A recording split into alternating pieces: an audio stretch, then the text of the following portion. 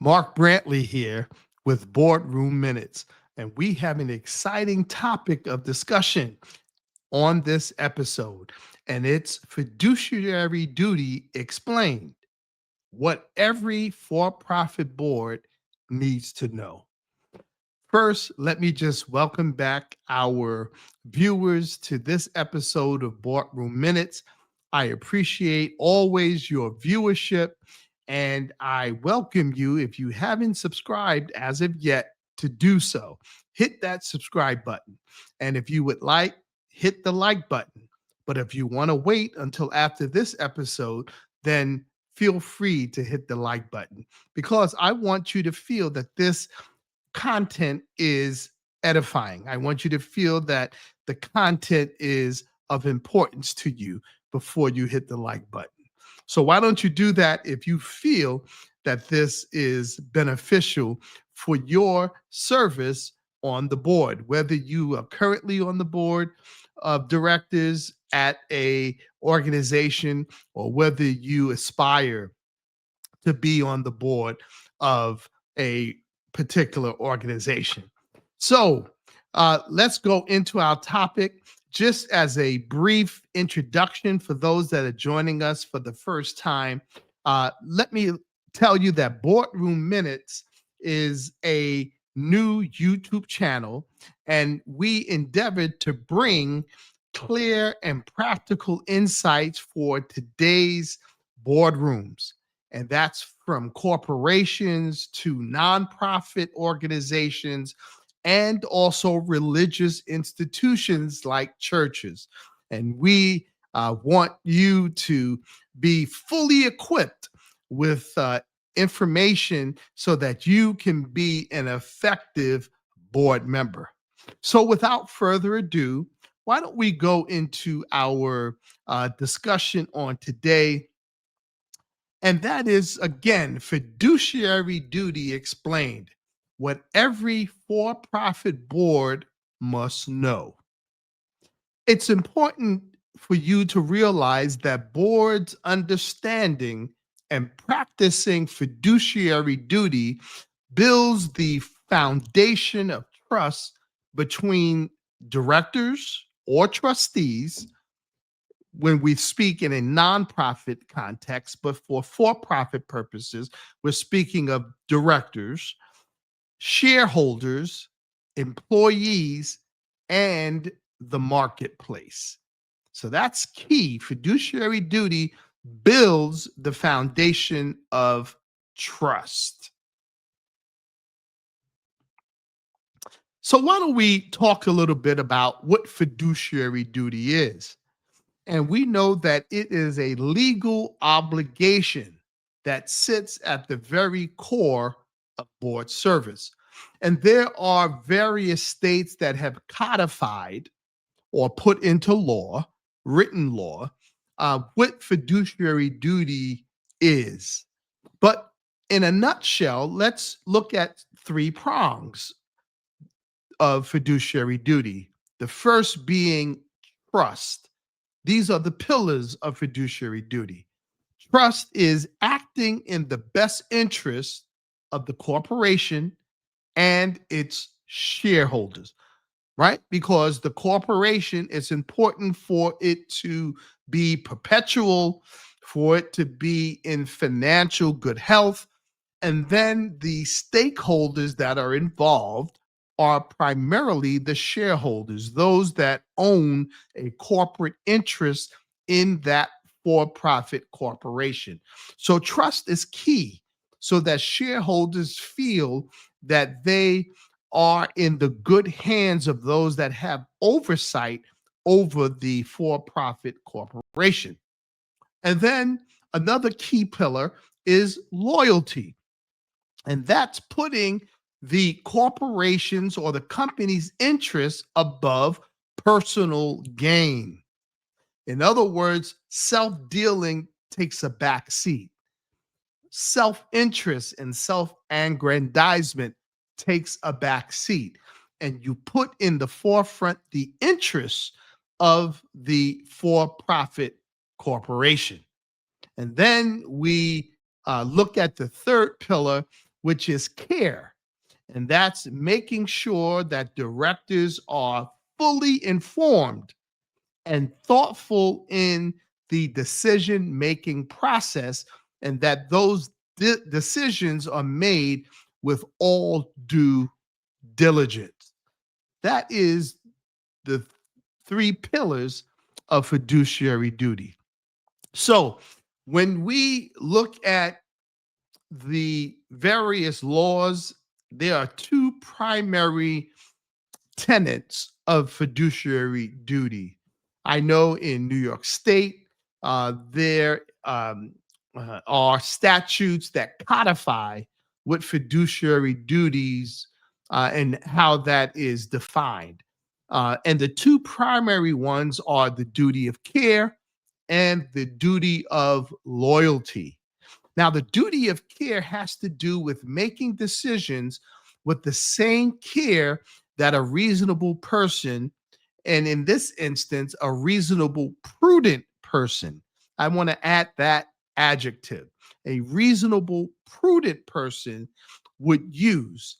And that pretty much entails being prepared for board meetings, making sure that you're fully informed by reviewing the financial statements, also having very thoughtful dialogue, asking the right questions, also making sure that you are reading the board packets, which should be disseminated on a monthly basis well in advance of the board meeting to give the directors the time to digest the information and to formulate the necessary questions that need to be asked of management. And if it's regarding a credit union, even though it's not for profit, the supervisory committee, but if it's a for-profit corporation, is usually to management and the audit committee that is responsible for reviewing the financial activities of the corporation. You also have to consider the risks, because risk management is an important oversight responsibility for boards of directors. That's the duty of care.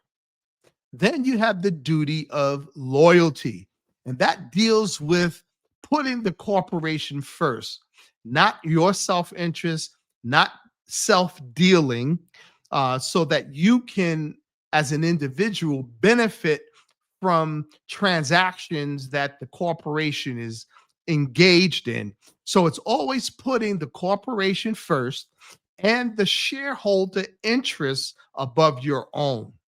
And you have to avoid the conflicts of interest. You have to disclose them. If you are going to present a transaction where you have an interest, then that needs to be disclosed to the board. And you also, when it comes to voting on that transaction, you need to recuse yourself from the voting. Then we have a third prong, which is really for nonprofits. Now, last week we dealt with nonprofit organizations, we dealt with religious institutions, and this third prong really addresses those organizations, and that is the duty of obedience. Now, I'm mentioning it here because it still is a part of fiduciary duty, and I still think for profit corporation boards of directors need to adhere to the duty of obedience, even though it may not be codified in statute or it may not be a requirement of the director. And the duty of obedience has to do with ensuring that the organization follows laws, regulations, and also its own bylaws. It's important that directors know and understand the bylaws of the organization, because therein lies the mission and the purpose. And last week we mentioned about being aligned, having all of the activities that the corporation is engaged in, having alignment with the bylaws, its constitution, or articles of incorporation, to make sure that the mission is executed. And that also includes approving financial disclosures that meet regulatory requirements.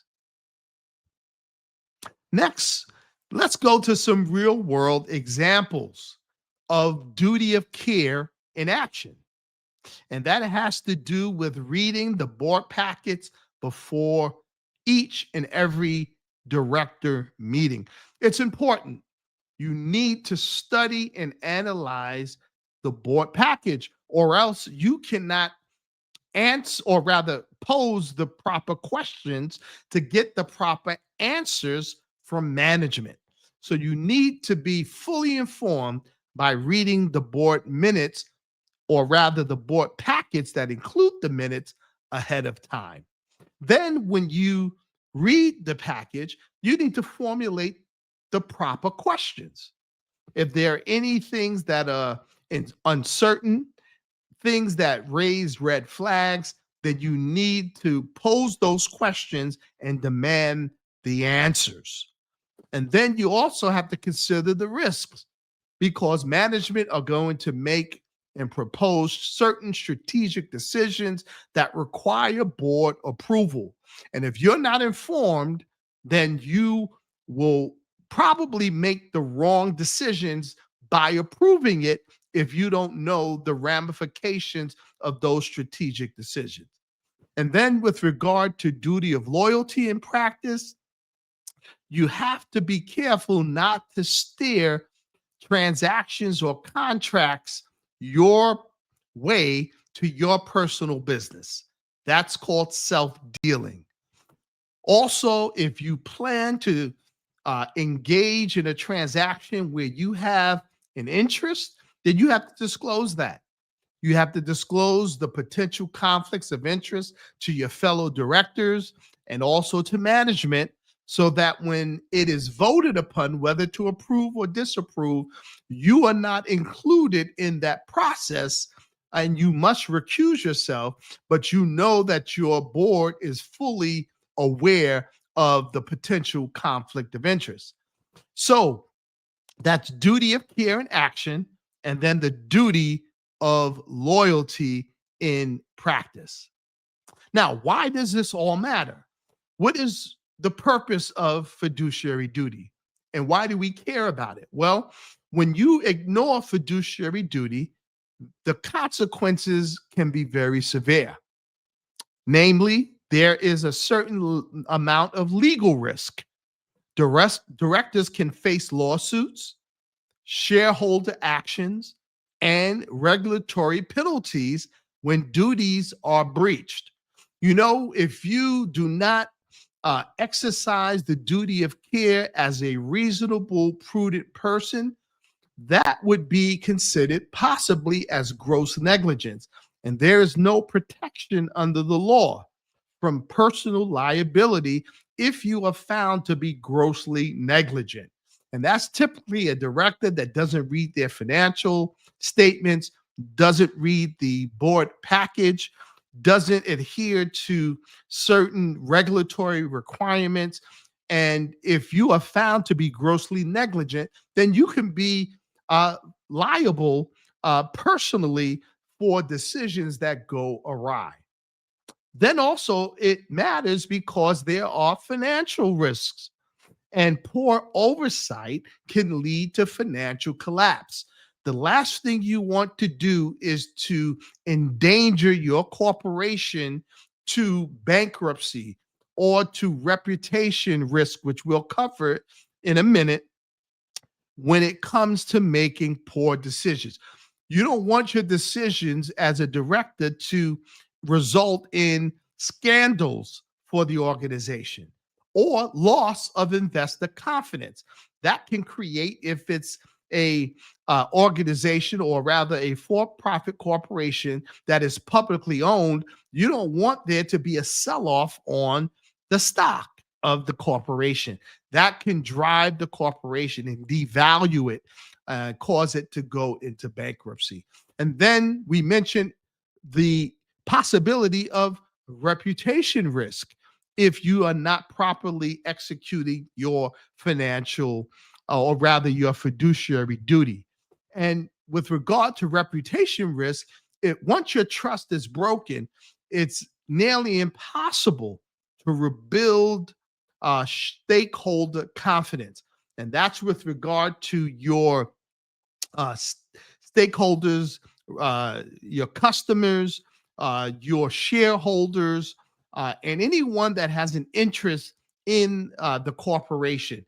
It's difficult to kind of regain trust if reputation has been damaged. And you can have a corporation that has a stellar reputation, but the wrong board decision can ruin that and cause the corporation to lose trust with its stakeholders. So it's very important. And as I mentioned, you want to avoid corporate scandals that has to do with reputation risks and trust. But there are cases where high profile corporate scandals, where boards fail to ask tough questions, resulted in shareholders losing billions and directors facing lawsuits. Now, with personal experience, I was involved with a multi-billion-dollar credit union. And although it's not a for-profit corporation, it's a not-for-profit corporation like a bank. But nevertheless, there was a corporate scandal. I made sure that I asked the right questions. But as a board member, I am only one of the 12 members of the board that existed at that time. But nevertheless, when it comes to personal liability, I did ask the proper questions and I made sure that it was on the record. That's why it's important for boards to have minutes that are recorded, written or virtual. Regardless, you need board minutes because it's important for you to prove that you were not grossly negligent if there is a corporate scandal. But we'll discuss my experience in maybe a future episode. Then companies with strong fiduciary practices survive crises better because trust remains intact. Fiduciary duty protects the long term future of the entire organization. So that's another reason why fiduciary duty is important. So when we practice fiduciary duty, what does that look like?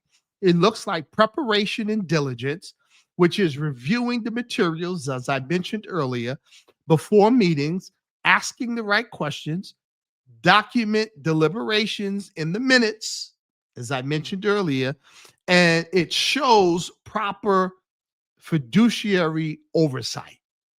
Then there's transparency and integrity.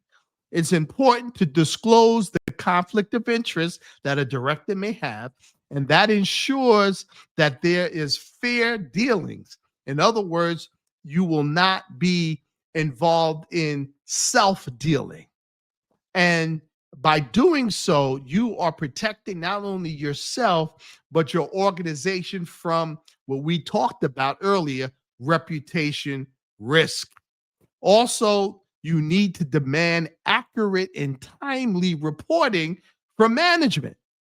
There needs to be financial statements that are accurate reporting documents. And according to certain laws, directors are um, able to rely on those financial statements, but you need to examine them. It's not just enough to accept what management gives you, especially with all the AI tools that are available at your disposal. You need to really analyze those documents to make sure that everything is accurate and properly reported. And then there's accountability and courage, and that's holding management's feet to the fire, making them accountable, pushing back on risky strategies. And remember that loyalty to the corporation and shareholders is paramount. You owe a duty to those that you are elected to represent. and that is your stakeholders, your shareholders, and those that the corporation is serving, and that's namely your customers. And one key insight I want to mention is that, according to a former president, he stated, trust but verify. And for every director, I implore you, trust but verify. Trust the financial statements, but verify them, right? Because fiduciary duty is lived out not in one dramatic decision, but in consistent, disciplined oversight. That calls for verification. And the heartbeat of good governance as a board of directors, fiduciary duty isn't just a legal phrase codified in laws and regulations, but it's the heartbeat of good governance. For profit boards that understand and honor fiduciary duty, it provides these results. It protects shareholders, the corporation, and the directors themselves. It also strengthens trust and it ensures long term success for the corporation. Finally, your board's challenge. What is the biggest challenge your board faces in practicing fiduciary duty? Is it preparation, ensuring directors come prepared and informed to every meeting? Or is it conflicts of interest? Is there proper disclosure for potential conflicts? Or is it accountability? Having the courage to hold management accountable when needed. Your perspective as a director may help someone else that is serving on a board. And it's important for you to make sure that you are exercising your fiduciary duty so that your fellow board members can do the same. So we're going to end it right there. And I hope this was informative to you. We are trying to keep these boardroom minutes under 30 minutes, as close to 20 minutes as possible. We're approaching 24 to 25 minutes. But at any event, I hope this was profitable for you. And feel free to enter your comments if this was valuable or if it wasn't. But if it was, hit that like button. And if you haven't subscribed, why don't you do so? All right. This is attorney Mark Brantley, Boardroom Minutes. Hopefully, we'll see you on next week with another episode of Boardroom Minutes. Take care and see you then.